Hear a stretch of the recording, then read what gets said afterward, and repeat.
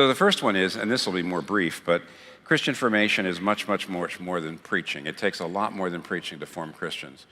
I would say that looking back on it, when I was younger, I actually did think that preaching could carry more of that freight of Christian formation.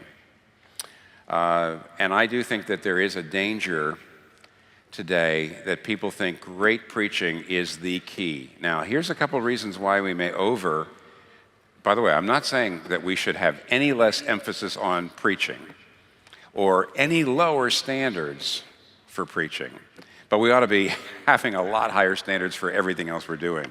So I'm not trying to bring preaching down, I'm trying to bring other things up. But the reason we have a tendency to overemphasize preaching, there's a number of reasons. One is, the fact is that the fastest way to draw a crowd is to be a great preacher. So your church grows and you look out there and you feel like a success. And almost anything else you do in ministry does not quickly give you the same aura of success. We do live in a celebrity culture. It's really true. And because of that, really the best preachers are more lionized today than they've ever been. And also revivalism, the background. The evangelicals are very influenced by revivalism, and so am I. And I'm very much a proponent in some ways of revivalism, which is an emphasis on conversion, an emphasis on Christian experience. But revivalism has a dark side. That dark side is that experience matters more than the church. A one-on-one experience between God and the individual is all the emphasis, and the church is not, very often just drops out of the picture. Whereas Calvin, I think, shows us that no, just having a great experience under a great preacher, as dramatic as that can be, and as life-changing as that can be, that doesn't really form a person into, all by itself, into a Christian. That person needs the whole church. And also, by the way, we live in a time of specialization.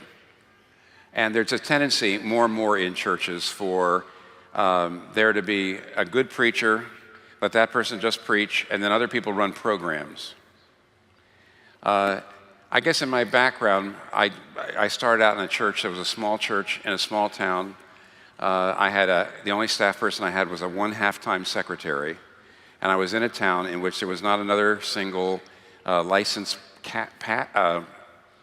psychiatrist, counselor, social worker of any sort. So everyone in town, if you had a problem, you came to a pastor.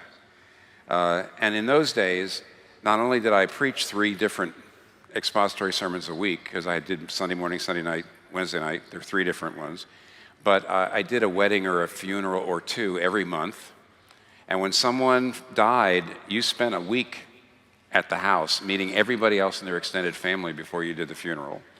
And when someone was married, you spent long periods of time doing pastoral, premarital counseling. And you did lots of pastoral counseling, and you did visit everybody in your church, and you would go down to the hospital and visit everybody in the hospital, whether they were part of your church or not. And